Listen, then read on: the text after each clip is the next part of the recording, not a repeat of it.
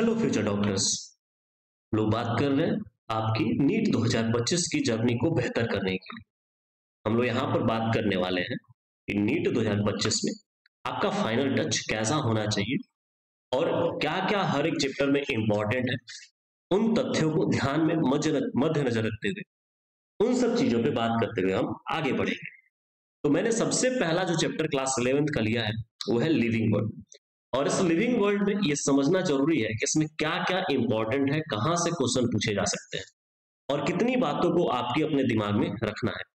तो बेसिकली यदि बात की जाए तो हम लोग बात कर रहे हैं कि 2025 नीट की, और 2025 नीट में हम लोग प्रिपेयर करने वाले हैं वो चीजों को फाइनल टच देने वाले हैं जो हमारे प्रिपरेशन को चार चांद लगा दे। हम लोग बात कर रहे हैं कि लिविंग वर्ल्ड। अब चैप्टर का जो नाम है वो है living world.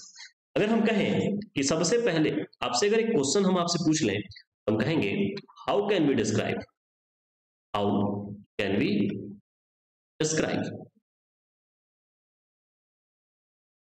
How can we describe क्या लिविंग, कैसे हम बताएंगे कि क्या है जो जीवित है, कैसे बताएंगे।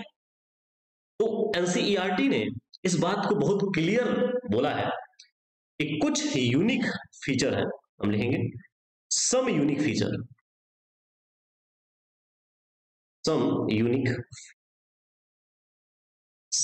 unique features of living organism।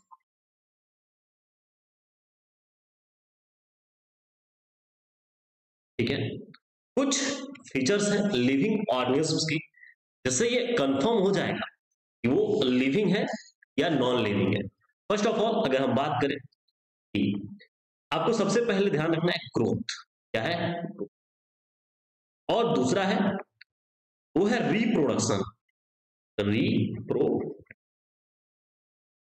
And third one is the metabolism.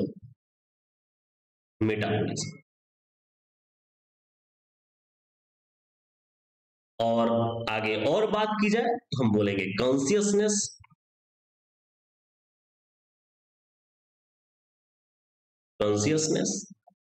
and last one is the cellular organization। fifth point is the cellular organization।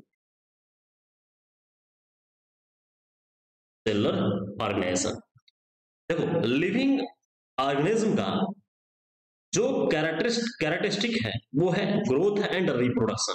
ये क्या है,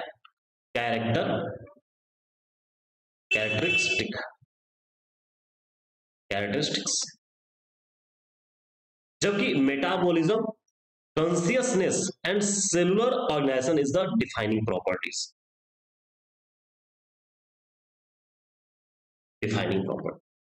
ये बताएंगे कि लिविंग और नॉन लिविंग में एक्चुअली में क्या डिफरेंस है, कैसे हम यहां से कैलकुलेट कर सकते हैं। जबकि कैरेक्टरिस्टिक एक तथ्य है जिससे बताया जा सकता है, लेकिन क्लियर अंतर स्पष्ट नहीं होगा। जैसे कि अगर हम बात करें कि फर्स्ट पॉइंट में हमने कहा ग्रोथ, तो एनसीईआरटी कहता है कि हर एक चीज ग्रोथ करती है। बात समझ में आ रही है? पहला क्या है, ग्रोथ को पहली बात तो ये बोलेंगे कि ये लिविंग ऑर्गेनिज्म की कैरेक्टरिस्टिक है, नॉट अ डिफाइनिंग फीचर। तो यहां पर हम क्या लिखेंगे, कैरेक्टरिस्टिक प्रॉपर्टीज।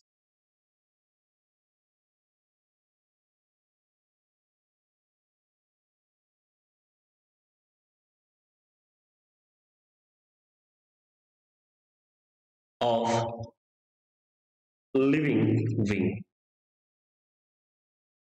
है ना। दूसरी पॉइंट अगर बात की जाए तो ये दोनों ही इंडिविजुअल, अगर हम बात करें कि both living and non living object की प्रॉपर्टीज है।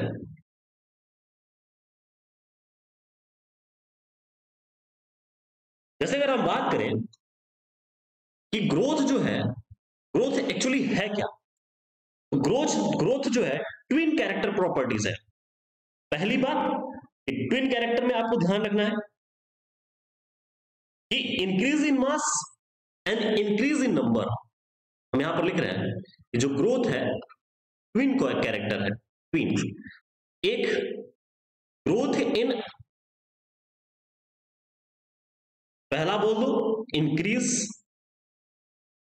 इन मास और दूसरा ग्रोथ इन नंबर, या हम बोले increase in mass and increase in number, increase in number. अगर हम बात करें तो सिंपली बात बोलेंगे कि पहली बात तो हम बोले कि ये characteristic properties of living being की, लेकिन जबकि बात करें कि यहां पर ये ट्विन कैरेक्टर प्रॉपर्टीज है, मतलब कि यहां पर इंक्रीज होता है मास में और इंक्रीज होता है नंबर में। फॉर द एग्जांपल कि अगर हम बात करें कि मल्टीसेलुलर ऑर्गेनिज्म जो है, मल्टीसेलुलर ऑर्गेनिज्म, ये मल्टीसेलुलर जो है ये सेल डिवीजन द्वारा, कोशिका विभाजन के द्वारा ये अपने मास में भी इंक्रीज करते हैं और नंबर में भी इंक्रीज करते हैं। और ऐसे ही अगर बात करें तो प्लांट्स में भी, क्योंकि प्लांट्स में एक फीचर ऐड करिएगा कि कंटिन्यूअसली ये हमेशा इनका सेल्स डिवाइड करता रहेगा और ग्रोथ होते रहेंगे जब तक इनकी लाइफ स्पैन रहेगी। बात समझ में आ रही है?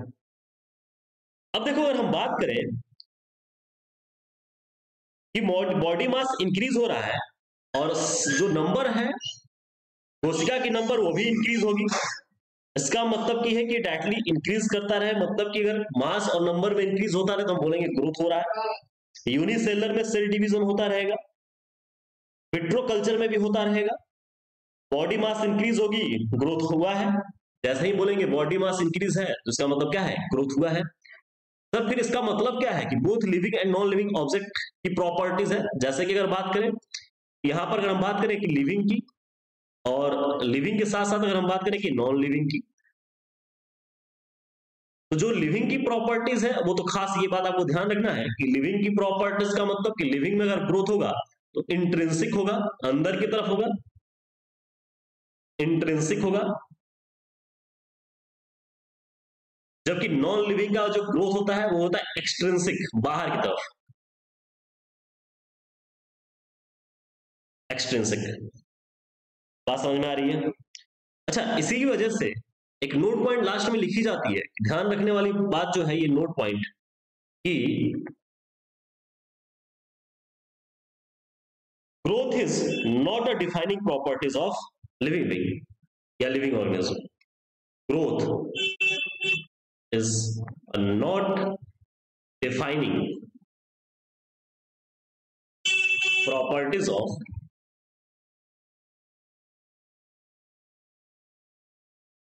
living organism। ध्यान रखिएगा, अगर बात की जाए कि ग्रोथ क्या है तो ग्रोथ डिफाइनिंग प्रॉपर्टीज नहीं है लिविंग ऑर्गेनिज्म का। ठीक है, बात समझ में आ रही क्या? चलो नेक्स्ट जो हमारा दूसरा पॉइंट है, जल्दी जल्दी में कवर कर रहे हैं, जो बातें हम बोल रहे हैं वो ध्यान रखना बस। दूसरी बात है रिप्रोडक्शन। रिप्रोडक्शन और रिप्रोडक्शन का मतलब होता है, तोड़ के इसको समझा जाए, री प्लस प्रोडक्शन। देखो ये जो लेक्चर है ये उन बच्चों के लिए भी बेनिफिट है जो एकदम इनिशियल स्टेज से पढ़ना चाह रहे हैं, हर एक बातों को कंसीडर कर रहे हैं हम, जो आपको एकदम बेसिकली समझना चाहिए। रिप्रोडक्शन को एक लाइन में हम लिख दें तो हम कहेंगे प्रोडक्शन ऑफ प्रोजेनी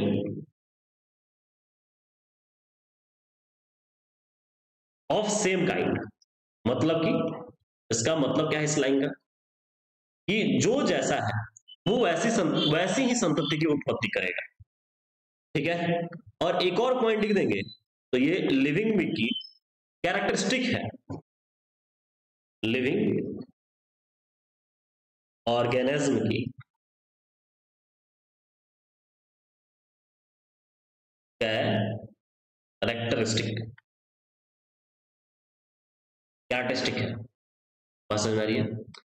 लेकिन क्या ये बात अगर समझ में आ रही हो आपको तो आप देखे होंगे कि रिप्रोडक्शन की प्रक्रिया में अगर बात करें तो ये बायोलॉजिकल प्रोसेस है, और इस बायोलॉजिकल प्रोसेस में अगर बात करें तो दो फिनोमिना है, मतलब दो तरीके से रिप्रोडक्शन होता है, एक एसेक्सुअल और second one is the sexual. अच्छा, सेक्सुअल जहां होगा वहां वेरिएशन देखने को मिलता है, जबकि एसेक्सुअल में कोई वेरिएशन देखने को नहीं मिलता। अगर बात की जाए कि एसेक्सुअल में, तो एसेक्सुअल के टाइप में अगर बात की जाए कि अगर हम बात करें कि फंजाई है, लोअर ऑर्गेनिज्म, ये सब क्या करेंगे, एसेक्सुअल रिप्रोडक्शन करेंगे। जबकि एसेक्सुअल में ही अगर हम बात करें ईस्ट, हाइड्रा, ये दोनों ही बडिंग प्रोसेस से करते हैं अपनी नई संतति की उत्पत्ति। जबकि प्लानेरिया है, प्लानेरिया ये ट्रू रीजनरेशन शो करता है, रीजनरेशन शो करता है। ये सब आप पढ़े होंगे, ठीक है। अगर बात करें तो ये बडिंग की प्रक्रिया होगी, रीजनरेशन ये भी, ये बडिंग एसेक्सुअल प्रॉपर्टीज है, एसेक्सुअल प्रक्रिया है, रीजनरेशन ये भी है। और अगर तीसरा बात करें तो तीसरा, एक दो, तीसरा अगर बात करें इसी में तो फ्रैगमेंटेशन, फ्रैगमेंटेशन। यदि फ्रैगमेंटेशन की बात करें तो फ्रैगमेंटेशन में उदाहरण आता है फंजाई, अपनी नई संतति की फ्रैगमेंटेशन द्वारा फंजाई भी नई संतति की उत्पत्ति करती है। Filamentous algae, filamentous algae, and last one is the Protonema of Moses, Protonema of Moses, ध्यान रखनी होगी, ठीक है, कोई दिक्कत नहीं है। जबकि अगर बात की जाए कि ये सब तो एसेक्सुअली कर लिए, तो सेक्सुअल में कौन करेंगे, तो सेक्सुअल रिप्रोडक्शन में इन्वॉल्व होते हैं हायर एनिमल एंड प्लांट्स, ठीक है। सर एक और बात बता दीजिए कि यूनिसेलुलर ऑर्गेनिज्म क्या करते हैं। तो देखो, यूनिसेलुलर ऑर्गेनिज्म में एक चीज ध्यान रखना, यूनिसेलुलर ऑर्गेनिज्म में ग्रोथ और रिप्रोडक्शन दोनों परस्पर चलता है।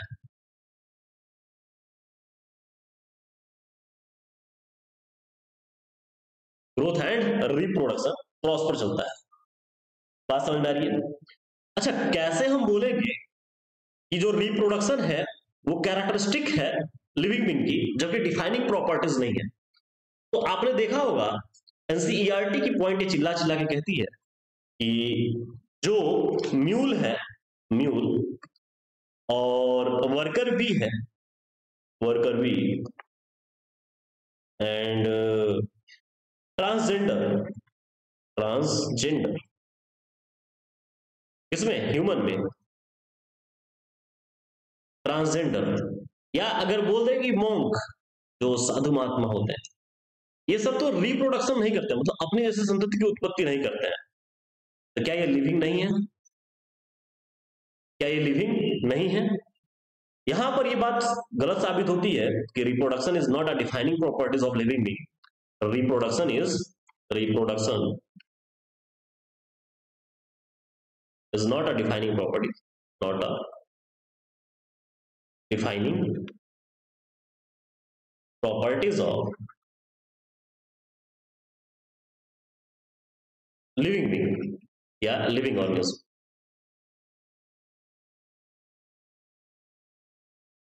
समझ में आ रही है कि रिप्रोडक्शन लिविंग ऑर्गेनिज्म की डिफाइनिंग प्रॉपर्टीज नहीं है। तो क्या है, तो कैरेक्टरिस्टिक प्रॉपर्टीज है, डिफाइनिंग प्रॉपर्टीज तो नहीं है भाई। तो आप हमेशा इसको बोलिएगा कि डिफाइनिंग प्रॉपर्टीज नहीं है, जबकि क्या है, कैरेक्टरिस्टिक प्रॉपर्टीज है। And third one is the, यहाँ पर तीसरा अगर बात करें तो तीसरा हमने क्या दिखा था, मेटाबॉलिज्म। काफी हद तक हम लोग आगे बढ़ चुके और काफी तेजी से हम रिवाइज करा रहे हैं। एक एक पॉइंट को आपके दिमाग में आप कंसीडर करिएगा तो एनसीईआरटी की एक एक पॉइंट आपके दिमाग में घूम रही होगी। यदि नहीं घूम रही है तो एनसीईआरटी पढ़ने की जरूरत है, फिर से आपको बहुत जरूरी है, पढ़िए, अभी बहुत समय है। अगर आप अच्छे से रिवाइज करते हैं तो आपको यहाँ पे पूरी चीजें दिमाग में घूमती हुई नजर आएगी, ठीक है। अगर हम बात करें कि मेटाबॉलिज्म, तो मेटाबॉलिज्म की अगर बात करें तो कहेंगे all living organism are made up of chemicals, है ना। एक लाइन अगर हम बोले, all living organism are made up of chemicals, ठीक है। यहां पर एक लाइन लिख दें कि all living organism, all living organisms are made up of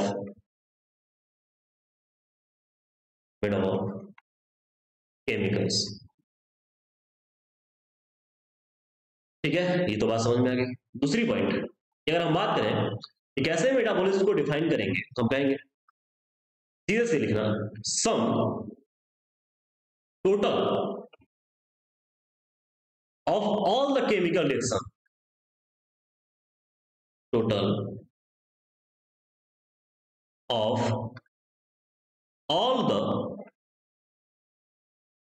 chemical reaction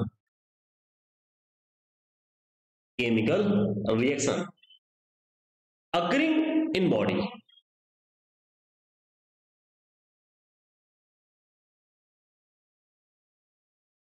called metabolism.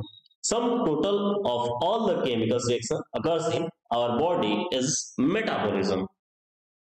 क्या कोई दिक्कत है इसमें? ठीक है, समझ में आ गया बात। एक और स्पेशल पॉइंट हम लिखेंगे यहीं से रिलेट करते हुए कि नॉन लिविंग ऑब्जेक्ट या non living objects does not non-living objects does not exhibit metabolism, exhibits metabolism, exhibits metabolism. That is mean हम कह सकते हैं कि metabolism is a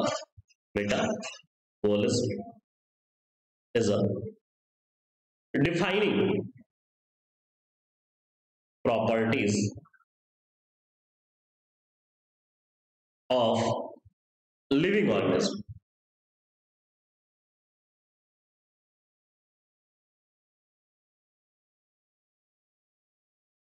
एक एक बात को ध्यान रखिएगा, बहुत शानदार चीज है, ठीक है। ये डिफाइनिंग फीचर है ऑफ लिविंग ऑर्गेनिज्म। तो यहीं पे एक एग्जांपल पूछ देता है एग्जामिनर आपसे, ये बताइए कि test tube baby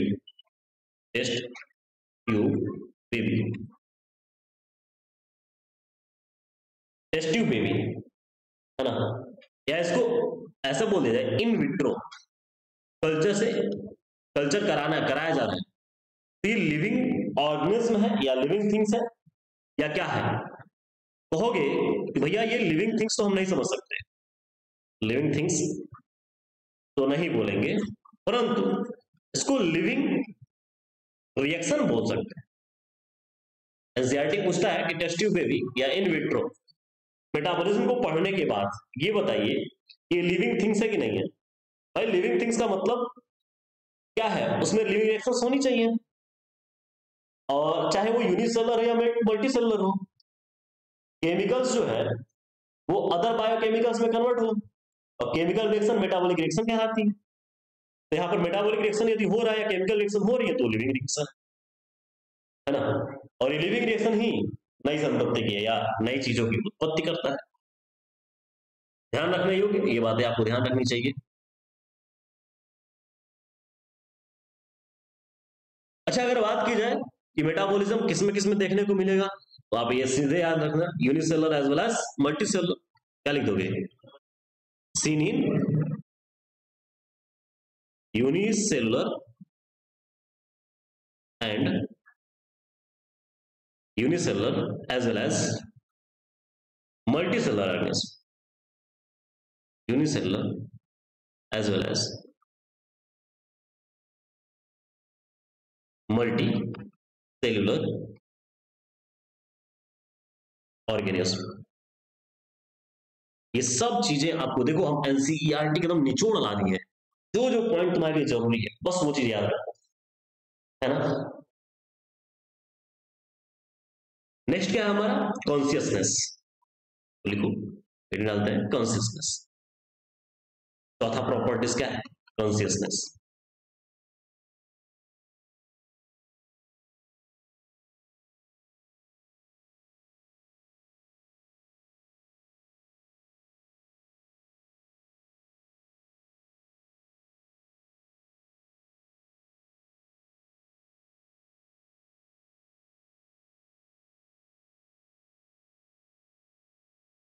consciousness,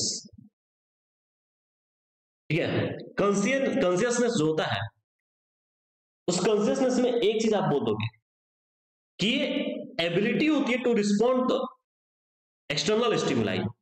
consciousness जो चेतना होती है ability, ability to respond, to respond to respond to external stimuli.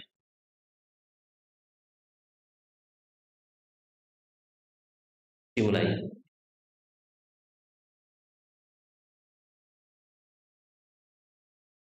ठीक है। दूसरी पॉइंट यहां पर ध्यान रखने वाली बात यह है कि defining properties, properties of living organism,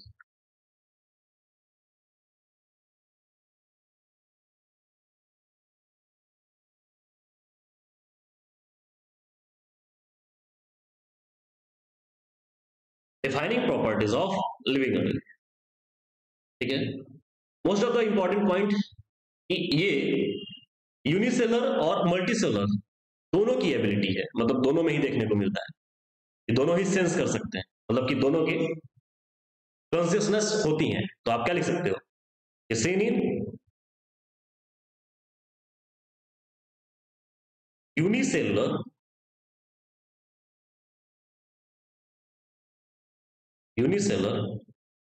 as well as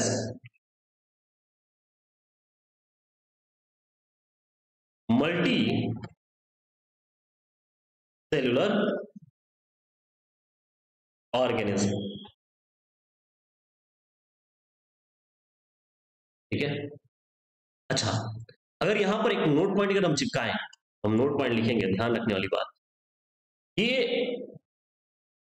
सिर्फ और सिर्फ सेल्फ कॉन्शियसनेस ह्यूमन में होती है। तो क्या लिखेंगे, only human is self conscious,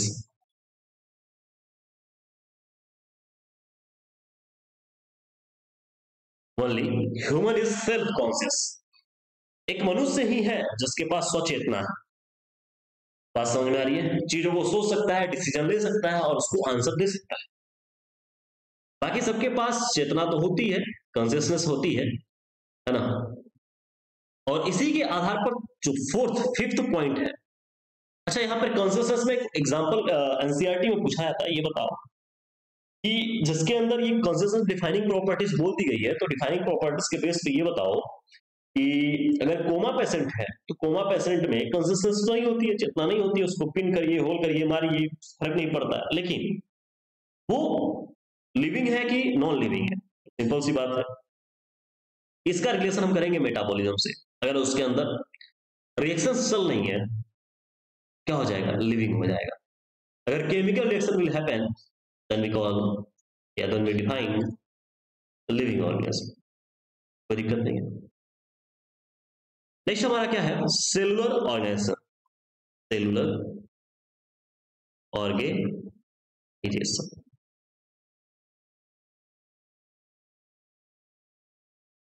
fifth point, cellular organization, ठीक है, कोई दिक्कत नहीं है। सेलुलर ऑर्गेनाइजेशन में हम देखें तो सेलुलर ऑर्गेनाइजेशन में ये बात कहें, इसको हम ऊपर की सभी बातों को डिफाइन करते हुए यहां पर हम बोलेंगे कि ये डिफाइनिंग फीचर है, defining feature of living organism, ठीक है।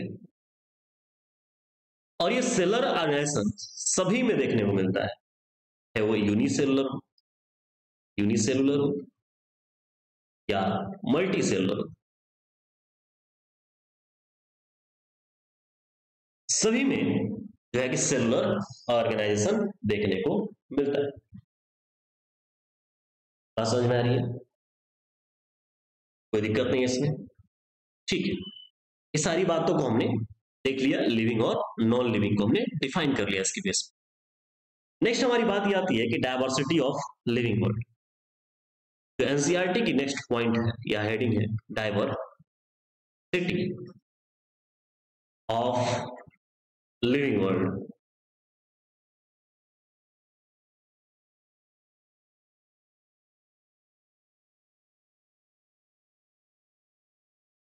डायवर्सिटी ऑफ लिविंग वर्ल्ड या डायवर्सिटी इन द लिविंग, है ना?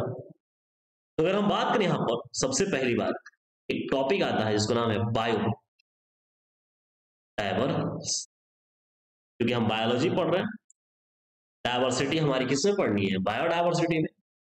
हम कहेंगे कि the number and type of organism, क्या लिखेंगे यहां पर? The number and type of organism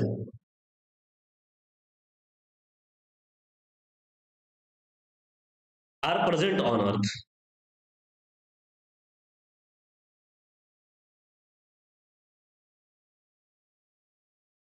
ये डायवर्सिटी कहलाती है कि कितने टाइप के, कितने नंबर में ऑर्गेनिज्म है, जो जीव है वो पृथ्वी पर उपस्थित है, ये बायोडायवर्सिटी कहलाती है। अब थोड़ी सी बातों को और रिलेट कराएं तो कहेंगे, अकॉर्डिंग टू रॉबर्ट में साहब ने कहा था कि इस पृथ्वी पर डायवर्सिटी लगभग 7 मिलियन की है।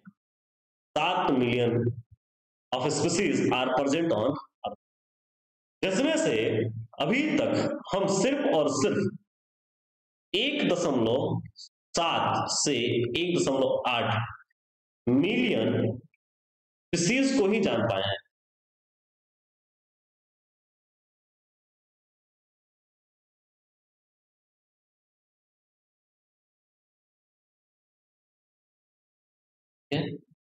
मतलब कह सकते हैं कि 1.7 to 1.8 million of species are described, जबकि 7 मिलियन की डायवर्सिटी है इस अर्थ पे। 7 मिलियन डायवर्सिटी है अर्थ पे, अकॉर्डिंग टू रॉबर्ट में, है ना? अच्छा, ये जो 7 मिलियन है, उस 7 मिलियन की तो बात नहीं कर सकते, लेकिन 1.7 टू 1.8 मिलियन स्पीसीज की जिनको डिस्क्राइब कर चुके हैं हमारे वैज्ञानिक लोग, उन सबका हम आगे क्या परिचय देख सकते हैं। और परिचय कैसे होगा? नॉमेनक्लेचर, नाम के आधार पर, फिर उसका वर्गीकरण, क्लासिफिकेशन, है ना? और इन सब चीजों को देख के हम लोग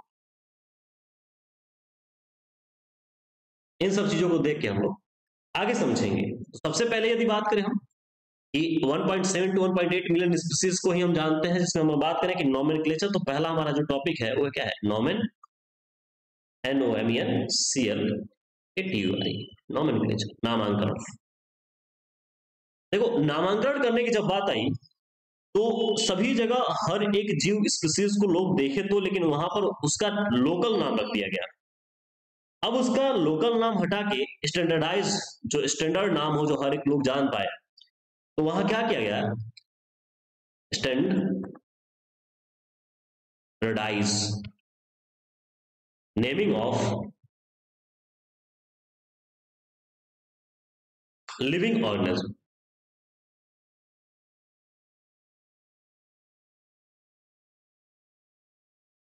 living organism is known as nomenclature.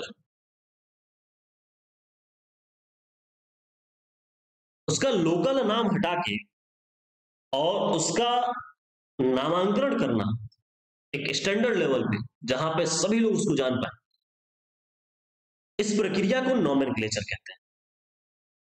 ध्यान रखिएगा, एनसीईआरटी कहता है कि बिफोर नॉमेनक्लेचर, आपको नामांकन करने से पहले identification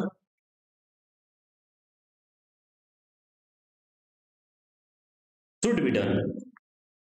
identification should be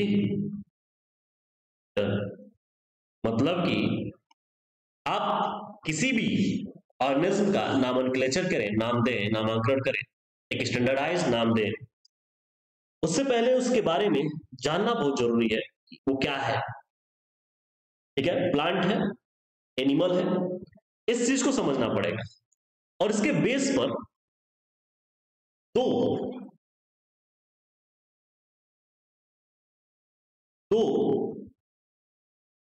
nomenclature sentence word जिनसे बनते हैं वो है आईसीबीएन और दूसरा क्या है ICZN.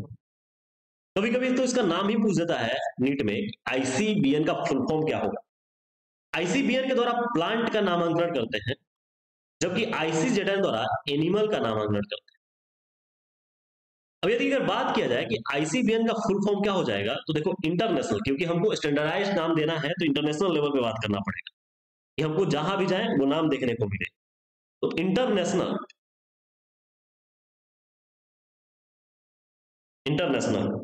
Code for botanical nomenclature.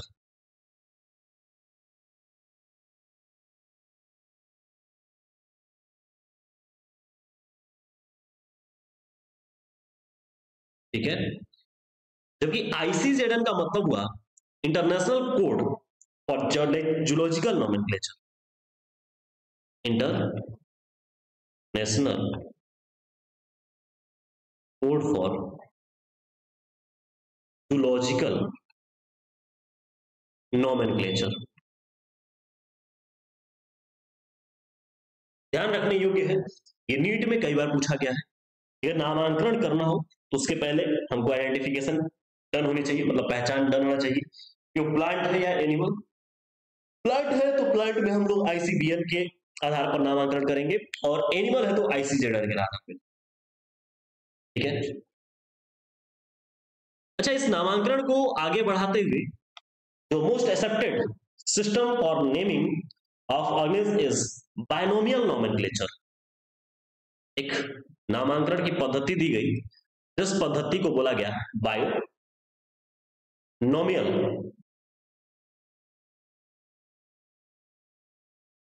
Nomenclature.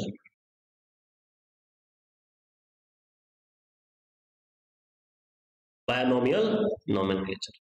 इसके लाइन में एक बात लिख दे, मोस्ट है ना, मोस्ट एक्सेप्टेड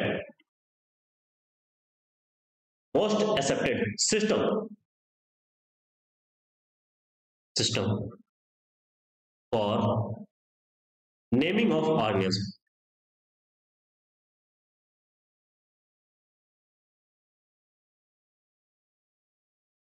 ध्यान रखने योग्य है कि इस बायनोमियल नॉमेनक्लेचर को बहुत लंबे समय तक एक्सेप्ट किया गया, और इसमें एक्सेप्ट किया गया ये बात समझ के कि ये किसी भी ऑर्गेनिज्म का, जीव का नामांकन अच्छे से कर सकता है। और इसको देने वाले वैज्ञानिक का नाम था, हम लिखेंगे given by Carolus Linnaeus. Carolus Linnaeus.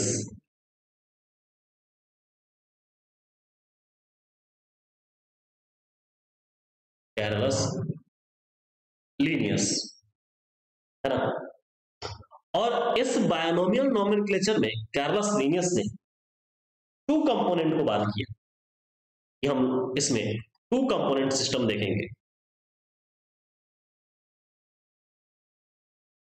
To component का मतलब क्या हुआ कि जिसका भी नाम देंगे उसके नाम में एक जो पहला वर्ड होगा वो जेनरिक नेम को बताएगा, और जो पीछे का लास्ट नेम होगा वो इसके स्पेसिफिक एपिथेट को बताएगा।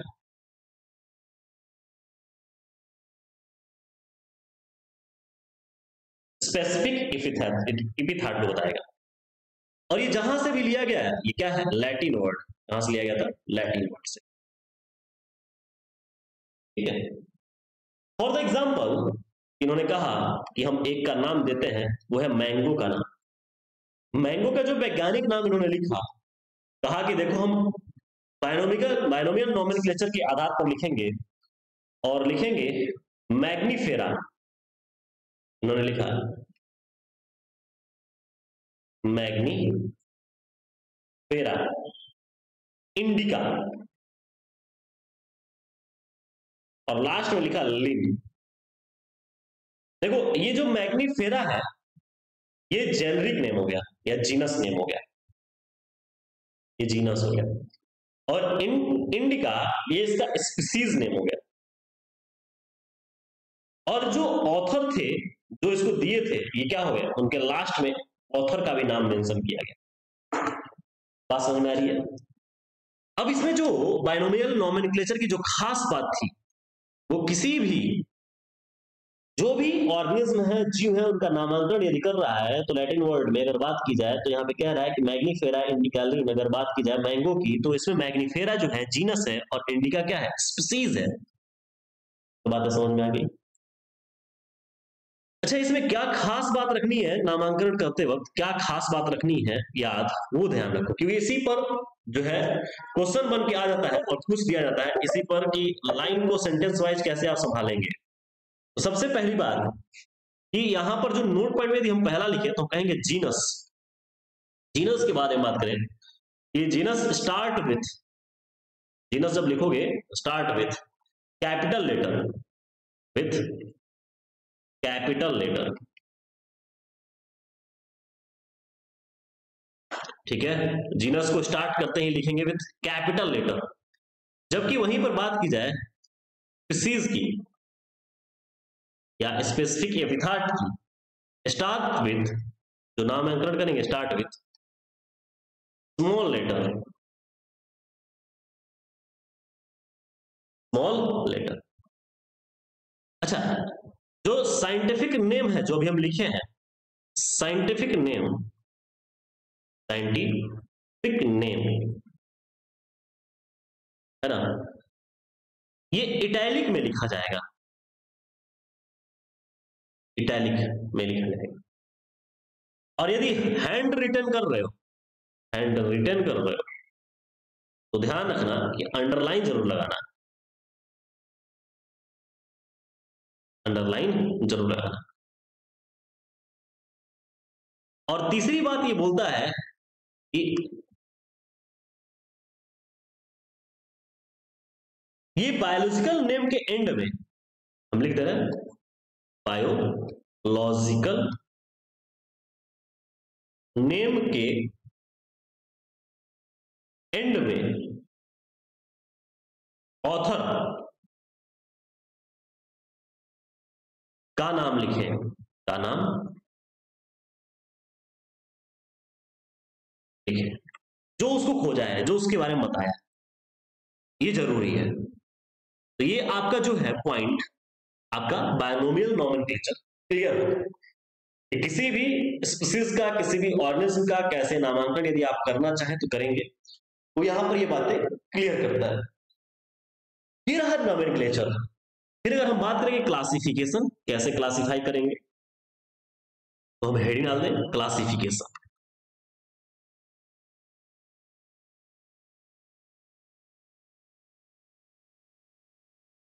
क्लासिफिकेशन अगर हम बात करें तो classification is process, classification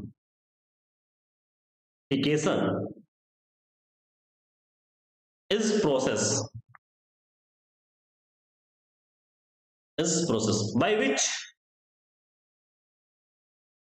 anything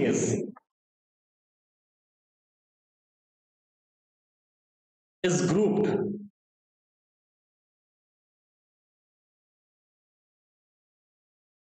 into convenient categories।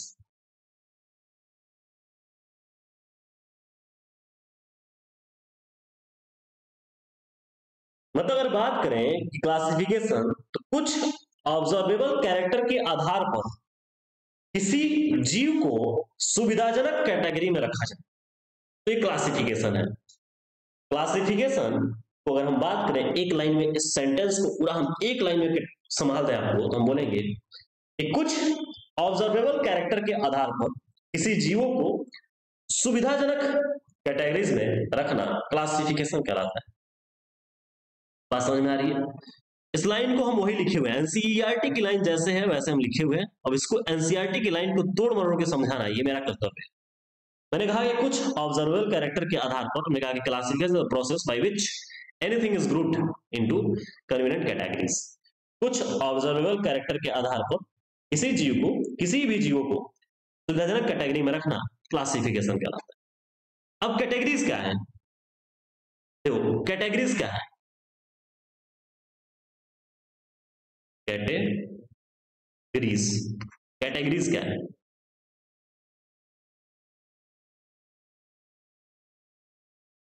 अगर कैटेगरीज की बात करें, सुविधाजनक कैटेगरी में रखेंगे कैसे? कैटेगरी कैसे होगी? कैटेगरीज क्या है?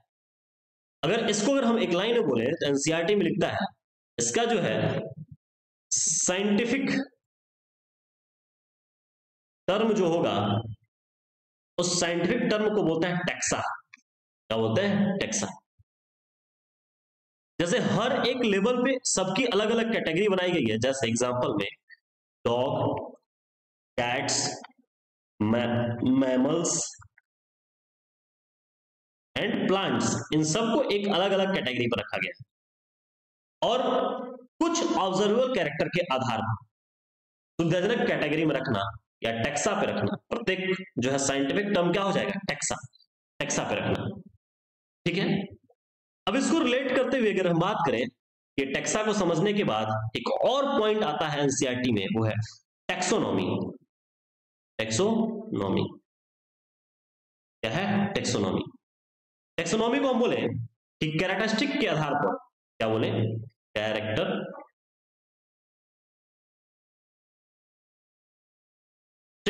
के आधार पर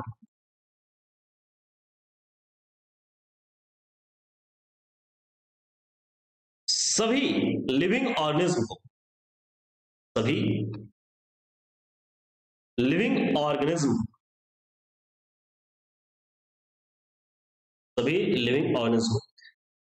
डिफरेंट टेक्सा में क्लासिफाई करने की प्रक्रिया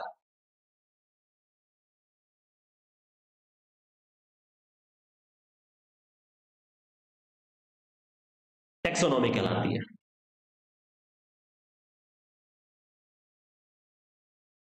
कैसे याद रखोगे? एक कैरेक्टरिस्टिक के आधार पर, है ना, कुछ कैरेक्टरिस्टिक के आधार पर सभी लिविंग ऑर्गेनिज्म को डिफरेंट टेक्सा पर क्लासिफाई करने की प्रक्रिया को टैक्सोनॉमी कहते हैं। इसको इंग्लिश में बोले पूरा एनसीईआरटी की line, has based on characteristic all living organism can be classified into different taxa, this process is called taxonomy. बात समझ में आ रही है? बात समझ में आ रही है कि कैरेक्टरिस्टिक के आधार पर सभी लिविंग ऑर्गेनिज्म को डिफरेंट टेक्सा में क्लासिफाई करना की प्रक्रिया क्या कहलाएगी? टैक्सोनॉमी कहलाती है। अगर बात करें कि मॉडर्न टैक्सोनॉमी स्टडीज क्या है, तो आज की मॉडर्न टैक्सोनॉमी स्टडीज कहती है क्या बेस होना चाहिए? तो मॉडर्न टैक्सोनॉमी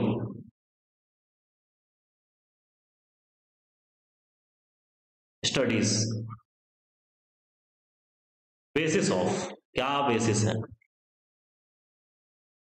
क्या है? तो पहला है morphology,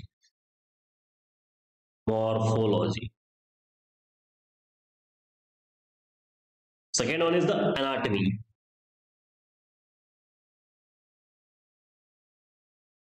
third one is the cell structure, fourth है डेवलपमेंट प्रोसेस,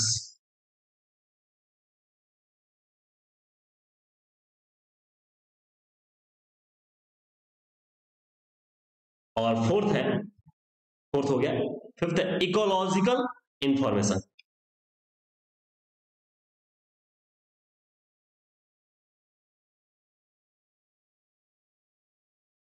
बात समझ में आ रही है? ये मॉडर्न टेक्सोनॉमी की स्टडीज है, किसके बेसिस पे?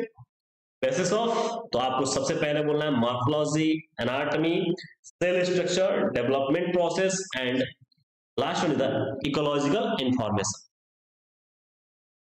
ठीक है,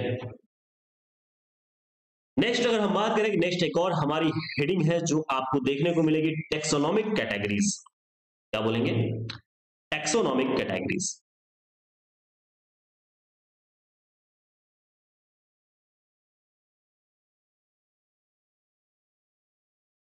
ये टोटली जो बात हम लिख रहे हैं या पढ़ा रहे हैं, ये सब एनसीईआरटी का निचोड़ है।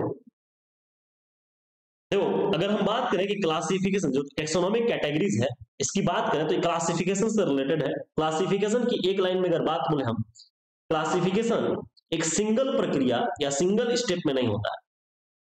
बात समझ में आ रही है? तो हम एक लाइन लिख दें कि क्लासिफिकेशन एक सिंगल स्टेप में नहीं होता है, मतलब कि कई सारे स्टेप्स लगते हैं और बहुत सारे स्टेप्स को मिलाकर हायरार्की कहते हैं। स्टेप्स को मिलाकर क्या बोलेंगे? स्टेप्स को हायरार्की होती है।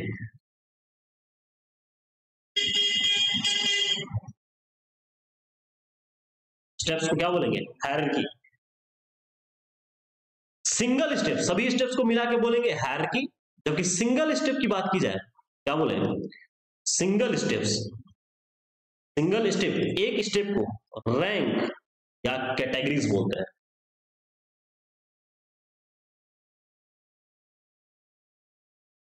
बात समझ आ रही है? अगर हम बोले कि एक चेन सिस्टम है और उस चेन सिस्टम में प्रत्येक स्टेप पे एक व्यक्ति है, तो पूरा चेन सिस्टम हायरार्की कहलाएगा, जबकि एक सिंगल स्टेप रैंक या कैटेगरी कहलाता है ना?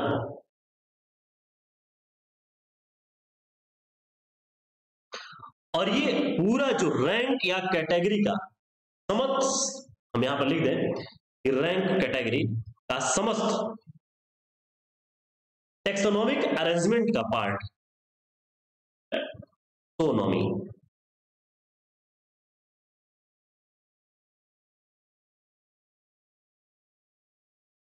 अरेंजमेंट का पार्ट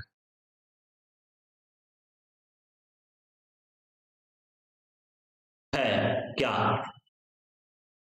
टेक्सोनॉमिकल या टेक्सोनॉमिक कैटेगरी।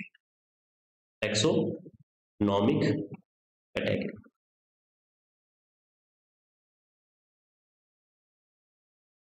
समस्त टेक्सोनॉमिक या टेक्सोनॉमी अरेंजमेंट का, टेक्सोनॉमिक अरेंजमेंट का पार्ट है टेक्सोनॉमिक कैटेगरीज। अच्छा, सभी कैटेगरी साथ मिलकर, यहां पर एक और आपको पॉइंट हम देते हैं, याद रखिएगा, याद रखिएगा, सभी कैटेगरी साथ मिलकर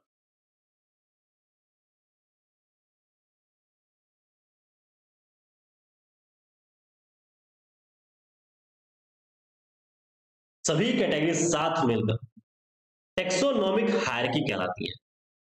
सभी कैटेगरी साथ मिलकर क्या कहलाती हैं? Taxonomic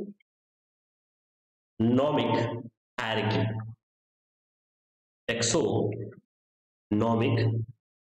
hierarchy.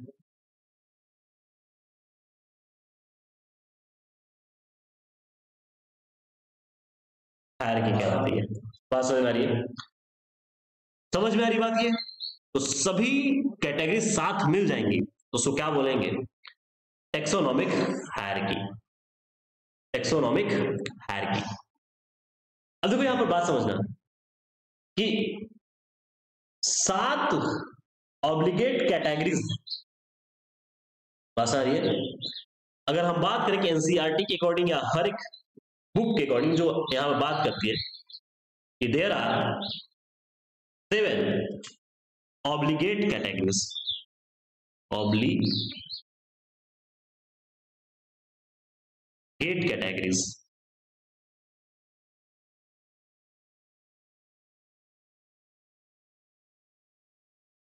ठीक है?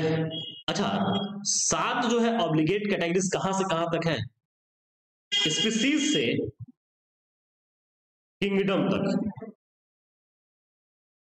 स्पीसीज से किंगडम। अच्छा, जैसे जैसे ऊपर जाएंगे, ये देखो कैरेक्टर्स, कॉमन कैरेक्टर्स घटते जाएंगे। क्या लिख रहे हैं हम? कॉमन कैरेक्टर्स घटते जाएंगे। जैसे जैसे नीचे से ऊपर जाओगे, सबसे छोटी को क्या बोलेंगे? स्पीसीज। तो जैसे ही स्पीसीज से किंगडम की ओर जाओगे, कैरेक्टर्स क्या हो जाएंगे? कॉमन कैरेक्टर्स घटते जाएंगे। तो देखना, समझना यहां पर, अगर हम बात करें कि स्पीसीज के ऊपर क्या होता है? जीनस, स्पीसीज, जीनस, फिर उसके बाद फैमिली, ऑर्डर, क्लास, और लास्ट क्या है? किंगडम। क्लास, फिर किंगडम। दिख रहा है ये? अच्छा, एक चीज यहां पर मिसिंग है, क्लास के बाद साथ नहीं हो रहा है ना, क्लास के बाद फाइलम और लास्ट होने से किंगडम, फिर किंगडम।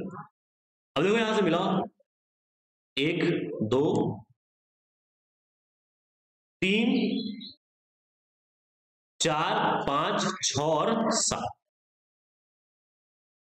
7 कैटेगरीज को मिला के इसको बोलेंगे टेक्सोनॉमिक हायरार्की। क्या बोलेंगे हम? Taxonomic hierarchy. हम थोड़ा सा और स्पेसियस लेके लिखते हैं, ठीक है ना? और स्पेसियस ले लिया जाए थोड़ा सा हम आपको समझाने के लिए स्पेसियस जगह बना रहे हैं। ये देखो, स्पीसीज के ऊपर जीनस, जीनस के ऊपर फैमिली, फिर ऑर्डर, क्लास, फाइलम, किंगडम। ठीक है? स्पीसीज की बात की जाए तो बेसिक लोवेस्ट कैटेगरी है ये। क्या है? Basic lowest category.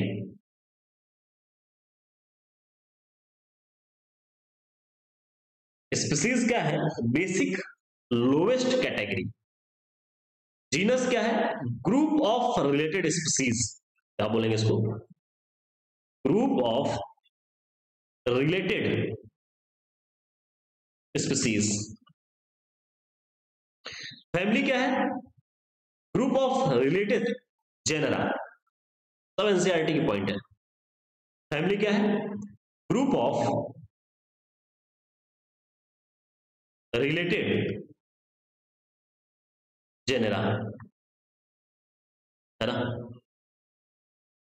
और अगर हम बात करें तो ये कैरेक्टरिस्टिक या characterised on the basis of both vegetative and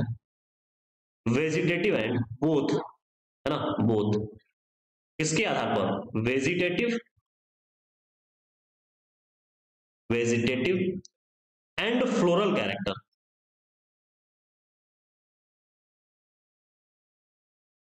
ठीक है? जबकि ऑर्डर की बात की जाए, ऑर्डर के बाद बोलेंगे कि related families, group of related families, और बेस्ड ऑन फ्लोरल कैरेक्टर।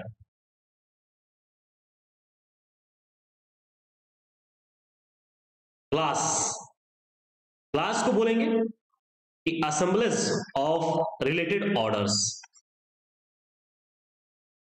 यहां पर क्या बोल लेंगे? Assemblage of related orders.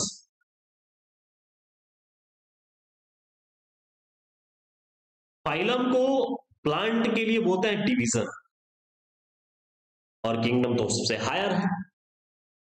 Phylum को प्लांट के लिए, एनिमल के लिए तो फाइलम बोलेंगे, क्योंकि प्लांट के लिए क्या बोलेंगे? डिवीजन। क्या बोलेंगे? डिवीजन। याद रहेगा? चीजों को याद रखने योग्य हैं आप सभी, याद रखिएगा, सभी चीजें क्लियर हो पाएंगी। बहुत जरूरी है एक एक चीज को याद रखना। ठीक है? बहुत जरूरी होता है एक एक चीज को याद रखना। एनसीईआरटी का एक डायग्राम है, उस डायग्राम को हम प्लॉट करने की कोशिश करेंगे, आप ध्यान रखिएगा। इसमें टेबल नंबर 1.1 है शायद, ऐसे करके, organism with their taxonomic categories. 1.1 categories है जिसमें हम बात करेंगे, हम हेडिंग डाल दे रहे हैं इसका, organism with their taxonomic categories. Taxonomic categories.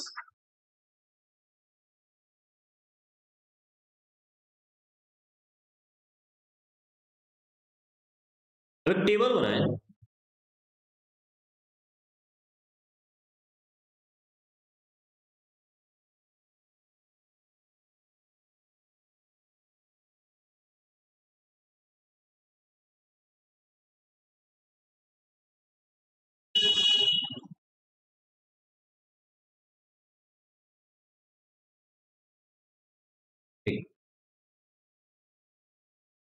इस टेबल को एनसीईआरटी में आपने देखा होगा, नहीं देखा होगा तो यहाँ पर देख लो, कोशिश कर रहे हैं हम बनाने के लिए।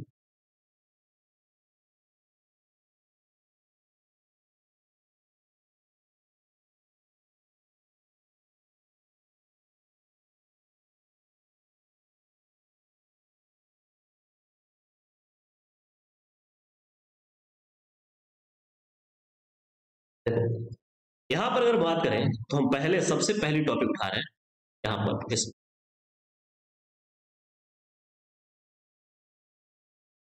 यहां पर common name, CN common name. यहां पर यदि बात करें तो बायोलॉजिकल नेम, यहां बात किया जाए तो जीनस, फैमिली।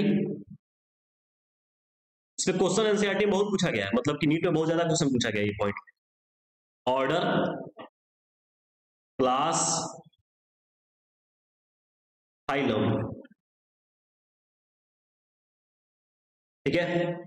अब यहां पर बात की जाए तो सबसे पहले उदाहरण में ही सबसे पहले क्या लिया गया है,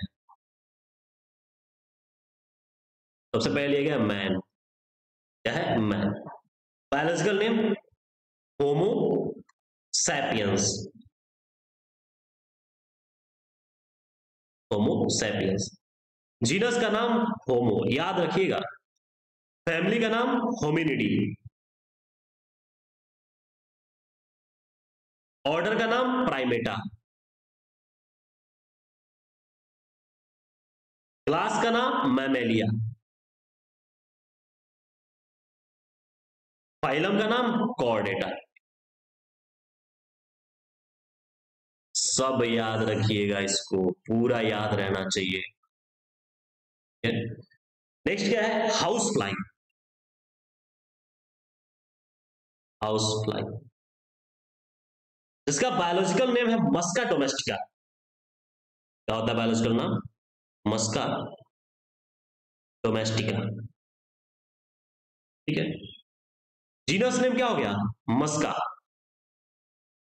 फैमिली का नाम मसडी।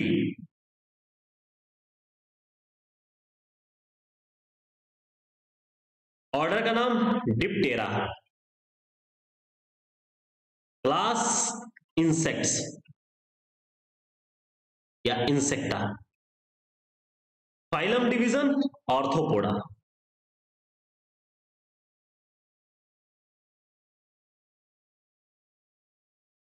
ध्यान रखना, ध्यान रखना, ध्यान रखना, कितनी बार बोलेंगे, आपको ध्यान रखना पड़ेगा। Mango, third one is the mango. Mango का आप वैज्ञानिक नाम, बायोलॉजिकल नेम जानते हैं? मैग्नीफेरा इंडिका, है ना। जीनस नेम हो गया Mangifera. Genus name Mangifera. Family name Anacardiaceae.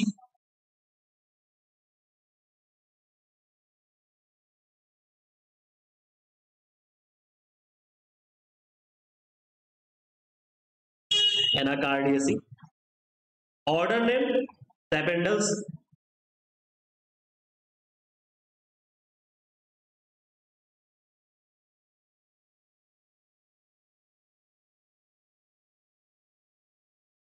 सर्पेंडल्स। Class name dicotyledon, dicot. Phylum या डिवीजन, यहां पर आप डिवीजन की बात करेंगे, angiosperm.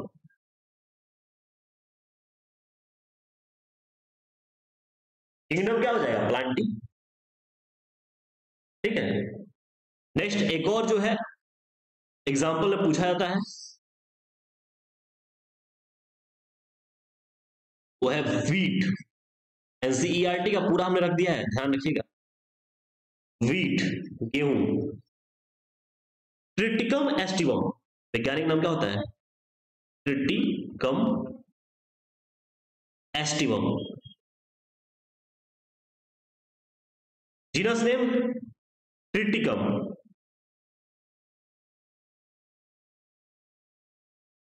Family name Poaceae.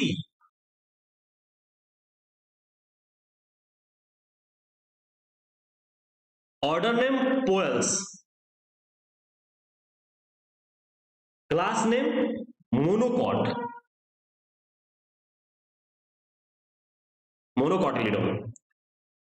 Phylum नहीं बात करेंगे, यहां पर डिवीजन बात करेंगे, एंजियोस्पर्म। ये 110% नीट 2025 में इसमें से क्वेश्चन बन रहा है। इसीलिए हम पूरा यहां पर मेहनत करके आपको एक एक चीजों को समझा रहे हैं, कोशिश कर रहे हैं कि आपका फाइनल टच इतना बेहतरीन हो कि आप चीजों को फोड़ के आए नीट 2025 और आकर यहां पर कमेंट में करें सर बेहतरीन गया। ठीक है, ये चैप्टर हमारा पूरा एकदम मस्त गया, फोड़ के आया। ठीक है, चलिए। ये एनसीईआरटी की फिगर थी और ये एनसीईआरटी जो है चार्ट 1.1 है ना, जहां पर हम लोग बात करेंगे organism with their taxonomic categories. ये पूरी टेक्सोनोमिक कैटेगरीज में कैसे ऑर्गेनिज्म का इनका कैसे एक एक चीज का विवरण है वो इस कैटेगरीज में, इस टेबल में आपको देखने को मिल जाएगा। नेक्स्ट है हमारा taxonomical aids. Taxonomical aid, taxonomical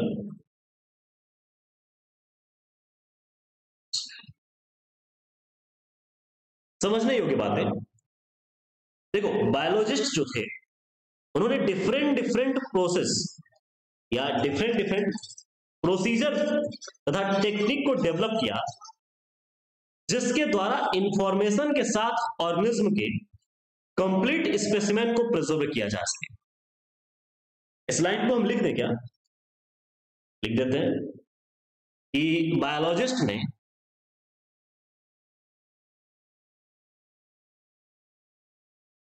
different different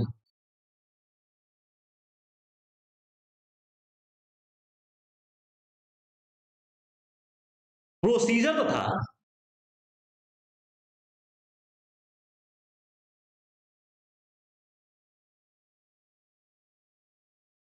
technique, procedure तथा टेक्निक को डेवलप किया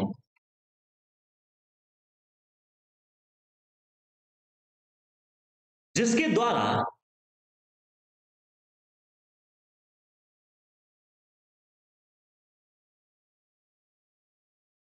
इंफॉर्मेशन के साथ ऑर्गेनिज्म की कंप्लीट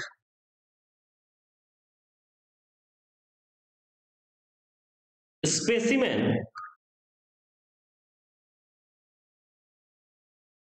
को प्रिजर्व किया गया।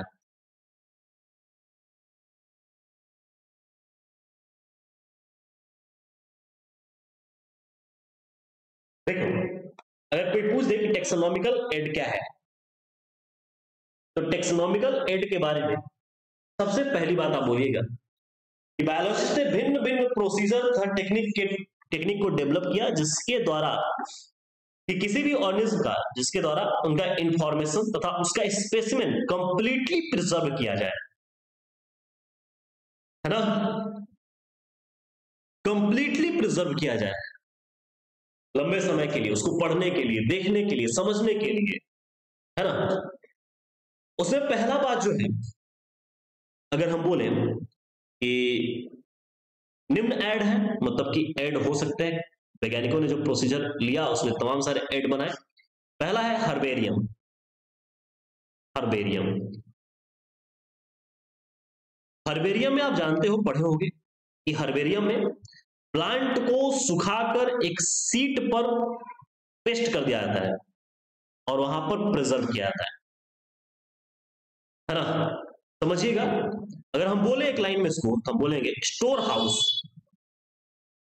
Store house of dried dried preserve या dried presses and preserved plant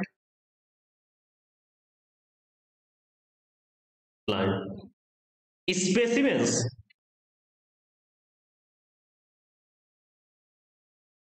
pasted on sheet. आसान है ये। Store house of dried herbarium, कह सकते हैं कि हर्बेरियम की सीट वो होती है, जबकि हर्बेरियम है वो store house of dried press and preserved plant specimen pasted on seat, जो कि सीट पर पेस्ट किया गया, चिपका दिया गया। Next point, each seat carries each seat carries a label which have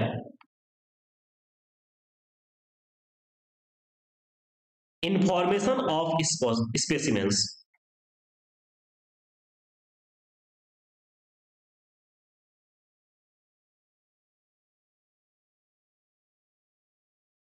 मतलब कि प्रत्येक सीट कैरी करता है लेबल विच है, उसमें क्या होगा, उस स्पीसीज के पूरे स्पेसिमेंस के क्या होंगे, इंफॉर्मेशन होंगे।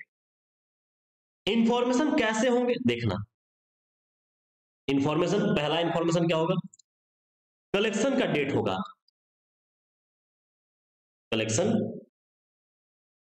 की डेट, कब कलेक्ट किया है। दूसरा, प्लेस ऑफ कलेक्शन, कहां से उसको लाए हुए, प्लेस ऑफ कलेक्शन, है ना। थर्ड पॉइंट, प्लांट का इंग्लिश एंड लोकल नाम भी लिखना, लोकल नेम, वो भी लेबल होगा। चौथा, बॉटनिकल नेम,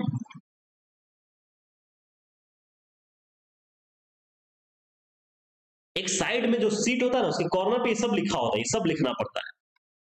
पांचवा, फैमिली, किस फैमिली से वो रिलेट करता है, और कलेक्ट करने वाले का नाम, अगर आपने कलेक्ट किया है तो आप उसका नाम लिखेंगे, कलेक्ट करने वाले का नाम। अच्छा, नीट में क्वेश्चन पूछा गया था कि हर्बेरियम सीट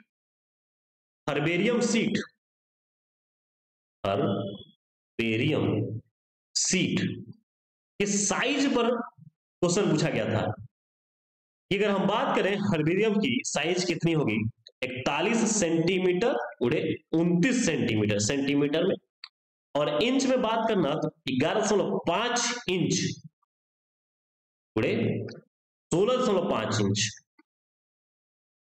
ये इस हर्बेरियम सीट की साइज होती है, ध्यान रखिएगा। क्वेश्चन एक भी छोड़ के नहीं आएंगे भाई साहब, क्वेश्चन पूरा करके आना है, एक एक चीजों को करके आना है, छोड़ना कुछ नहीं है, ठीक है।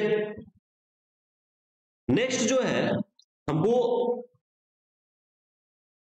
जो हमने बात किया कि टेक्सोनॉमिकल एड्स में कि बायोलॉजिस्ट के डिफरेंट प्रोसीजर टेक्निक को डेवलप किया बायोलॉजिस्ट ने, और वहां पर इंफॉर्मेशन, ऑर्गेनिज्म का, किसी भी जीव का इंफॉर्मेशन कंप्लीटली स्पेसिमेन के साथ प्रिजर्व किया जाए, रखा जाए।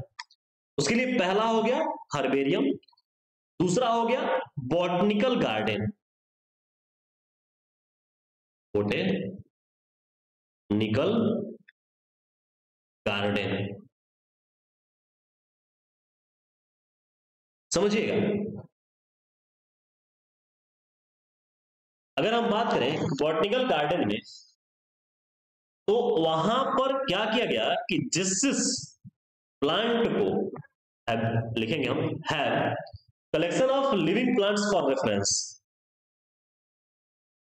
Collection of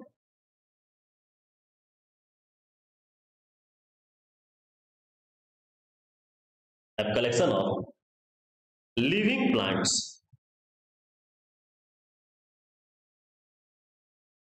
for reference। ध्यान दीजिएगा, जो बॉटनिकल गार्डन है ये किस रेफरेंस में बात करता है, ये कलेक्ट करिए लिविंग प्लांट्स को, है ना। दूसरी बात यहां पर कह रहा है, पॉइंट समझिएगा, each plant is labeled, each plant is labeled, मतलब जितने भी पादप हो वो क्या हो, लेबल्ड, किसके द्वारा, बोटेनिकल नेम, बॉटनिकल या scientific name, with family, with family, याद रहेगी बातें।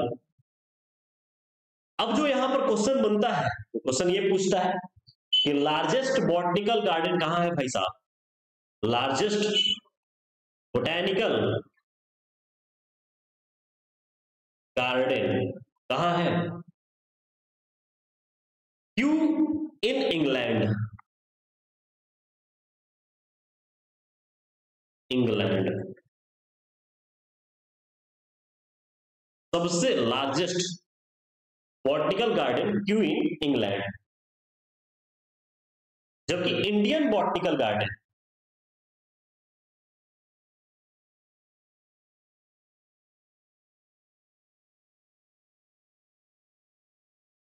इंडियन बॉटनिकल गार्डन की बात हो तो इंडियन बॉटनिकल गार्डन कहां है, हावड़ा,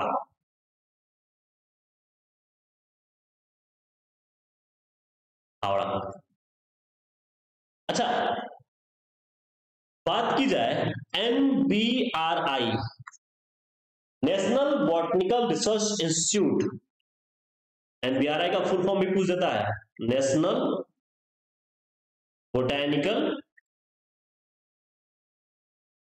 रिसर्च इंस्टीट्यूट,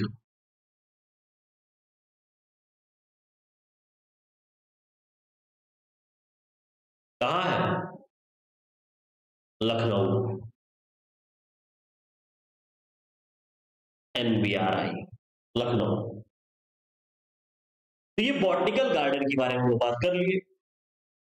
नेक्स्ट है हमारा म्यूजियम, क्या है, म्यूजियम, एनसीईआरटी बात करती है वो है म्यूजियम, म्यूजियम। देखो म्यूजियम में अगर बात करें, ये जनरली ये स्कूल और कॉलेज का सेटअप है, जनरली आप इसको देखोगे कि जनरली स्कूल एंड कॉलेज है ना, सेटअप बना कर रखते हैं ये, ताकि एजुकेशनल पर्पस के लिए बच्चों को दिखा पाए। यहां पर क्या होता है कि प्लांट और एनिमल्स, यहां पर प्लांट एंड एनिमल दोनों को ही क्या कर सकते हैं, प्रिजर्व करते हैं, है ना। अच्छा, इसमें प्लांट और एनिमल, एनिमल को जब प्रिजर्व करते हैं तो फॉर्मेलिन नाम के केमिकल को लपेट के रखते हैं या फॉर्मेलिन के केमिकल में डुबो के रखते हैं, जिससे क्या होता है कि सड़ता नहीं, खराब नहीं होता। अच्छा, यहां पर एनिमल के स्केलेटन को भी रखा जाता है, आप अपने स्कूल में देखे होंगे कि स्केलेटन को भी दिखाया जाता है, यहां पर नहीं देखोगे स्कूल में। तो जो आप तैयारी कर रहे हो इसके द्वारा अगर मेडिकल कॉलेजेस में जाओगे तो वहां पर इंस्टीट्यूट में, मेडिकल कॉलेजेस में ये म्यूजियम के रूप में आपको स्केलेटन सिस्टम सब देखने को मिलेगा, है ना। अब क्या ये प्लांट और एनिमल के साथ साथ इंसेक्ट्स को भी प्रिजर्व करते हैं क्या, बिल्कुल करते हैं। Insects are preserved in insect box, insects are preserved in insect cells। ठीक है,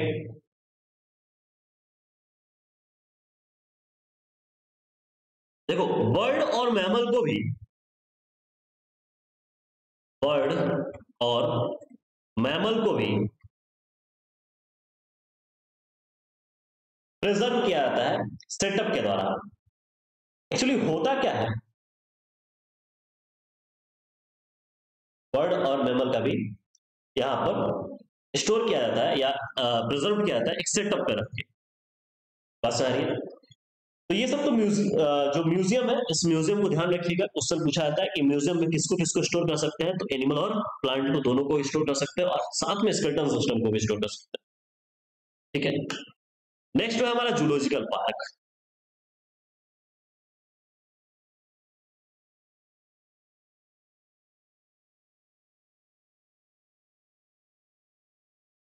जूलॉजिकल पार्क, अगर हम कह दें एक लाइन में कि wild animals are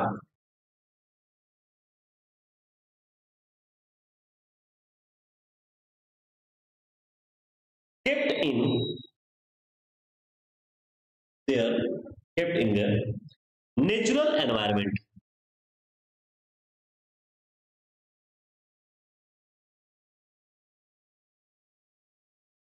kept in their natural environment।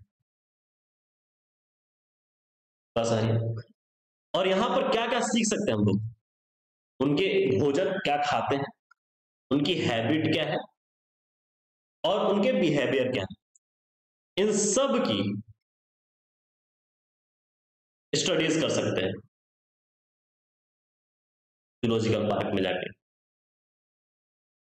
तो ये ध्यान रखिएगा, जूलॉजिकल पार्क में वाइल्ड एनिमल्स रखे गए हैं, उनके नेचुरल एनवायरनमेंट को बना के उनको रखा गया है। आप जूलॉजिकल पार्क जाएंगे तो देखेंगे कि वहां पर वाइल्ड एनिमल्स जो जंगली जानवर हैं उनको रखा गया है, उनके एनवायरमेंट्स बनाकर, उन्हीं के एनवायरमेंट जैसा वो चाहेंगे। जैसे अगर सांप रखा गया है तो सांप के लिए बिल बना दिया गया है, पेड़ों पर लपेटने के लिए बना दिया गया है, हर एक चीज जैसे उनके लिए जैसा वो रहना चाहते हैं वैसे उनको नॉर्मल एकदम नेचुरल एनवायरमेंट बना के दी जाती है। नेक्स्ट टॉपिक है की। की जो है, की से हम कह सकते हैं कि इससे एक लाइन हम बात करें हम बोलेंगे एनालिटिक इन नेचर। एनालिटिक्स की is the analytics, analytics analytics. ठीक है, की की बात बोलेंगे तो बोलेंगे keys analytics, analytical in nature. और की काम किस पर करता है, हम कहेंगे सिमिलरिटी एंड डिसिमिलरिटीज के आधार पर। सिमिलरिटीज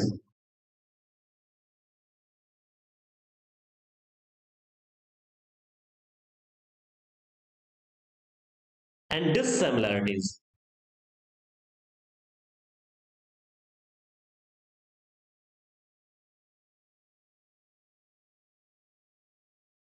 के आधार पर प्लांट एंड एनिमल को, प्लांट्स एंड एनिमल्स को आइडेंटिफिकेशन में, प्लांट्स के आइडेंटिफिकेशन में, के आइडेंटिफिकेशन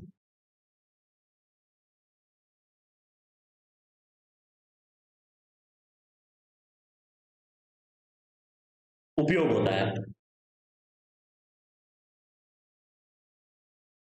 देखो नीट में यहां पर क्वेश्चन पूछा गया है, सिमिलरिटीज और डिसिमिलरिटीज के आधार पर क्या हम कैसे प्लांट और एनिमल्स को आइडेंटिफाई करेंगे, किसके अंतर्गत, क्या है की, क्या है की कुछ और बातों पे ध्यान रखता है। जैसे हम बोले कंट्रास्टिंग कैरेक्टर के पेयर पर बेस्ड होता है, कंट्रास्टिंग कैरेक्टर के पेयर पर बेस्ड है।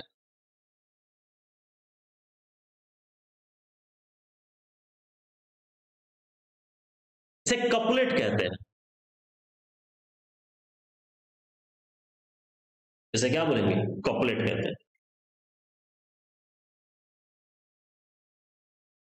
और की में बोला गया प्रत्येक स्टेटमेंट लीड का कार्य करता है। ईच स्टेटमेंट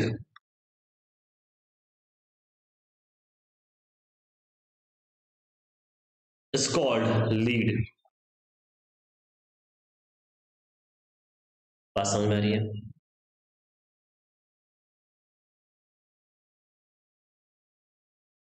अब देखो, किसी भी प्लांट और एनिमल का डिस्क्रिप्शन लिखने के लिए, किसी भी प्लांट और एनिमल का हम नोट पॉइंट में लिख रहे हैं, डिस्क्रिप्शन एंड करेक्ट आइडेंटिफिकेशन के लिए, करेक्ट आइडेंटिफिकेशन के लिए किसी भी एनिमल और प्लांट के डिस्क्रिप्शन और करेक्ट आइडेंटिफिकेशन में निम्न सहायक होते हैं। कौन कौन, क्या क्या बात इसमें जो है कि अगर हम समझ लेंगे इनके बारे में, तो किसी भी एनिमल और प्लांट के करेक्ट डिस्क्रिप्शन और आइडेंटिफिकेशन में ये सहायक होंगे। वो है मैनुअल्स। पहला क्या है? मैनुअल्स। और दूसरा क्या है? मोनोग्राफ। और तीसरा जो है वह फ्लोरा। फ्लोरा। अगर मैनुअल्स के बारे में बात करें तो हम कहेंगे कि किसी भी एरिया में पाए जाने वाले स्पीसीज के नाम को आइडेंटिफाई करने में मदद मिलती है। यहां पर हम कह दें मैनुअल के द्वारा क्या आपको मिलेगा? किसी एरिया में पाए जाने वाले स्पीसीज के नाम को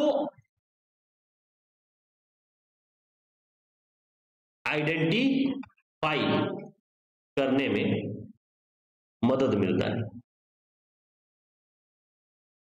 सहायक होता है। मोनोग्राफ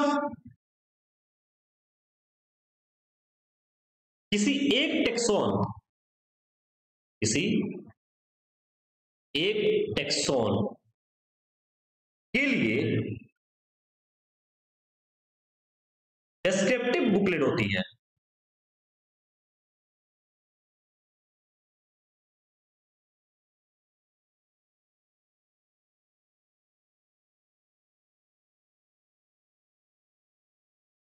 डिस्क्रिप्टिव बुकलेट होती है। जबकि फ्लोरा, फ्लोरा के बारे में क्या कह सकते हैं कि किसी भी एरिया में मिलने वाले प्लांट्स और उसके हैबिट के बारे में जानकारी। हम कहते हैं फ्लोरा के बारे में तो बोलेंगे किसी भी एरिया में मिलने वाले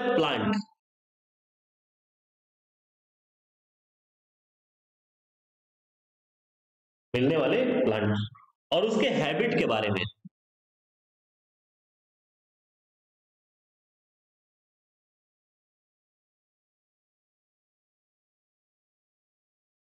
जानकारी फ्लोरा द्वारा मिलती है।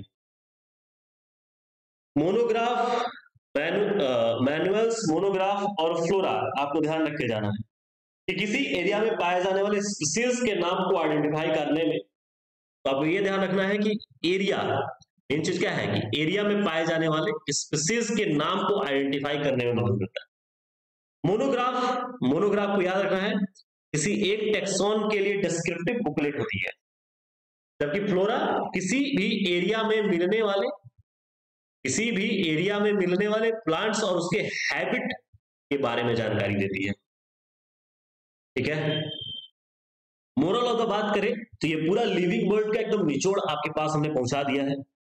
रही बात कि इसके बेस पर यदि हम पूरा क्वेश्चंस कर लें, हमारा जो भी आपके पास बुक है, जो भी बुकलेट है, इसको करने के बाद, पढ़ने के बाद पूरा क्वेश्चन प्रैक्टिस करिएगा। देखिएगा मेरे पढ़ाने से, मेरे इस पूरे लेक्चर के बाद आपके जो फाइनल टच है या जो आपके प्रोस्पेक्टिव है या थॉट प्रोसेस में क्या चेंजेस आते हैं, कुछ बेनिफिट मिलता है तो जरूर यहां पर बोलिएगा। और थोड़ा आप ब्रॉड बोलेंगे, ब्रॉड कर दिया जाएगा, लेकिन पूरा एनसीईआरटी का टच होना लास्ट में बहुत जरूरी है। तो ये पूरा जो है एनसीईआरटी का एकदम पूरा एकदम शॉर्ट टच है जो आप तक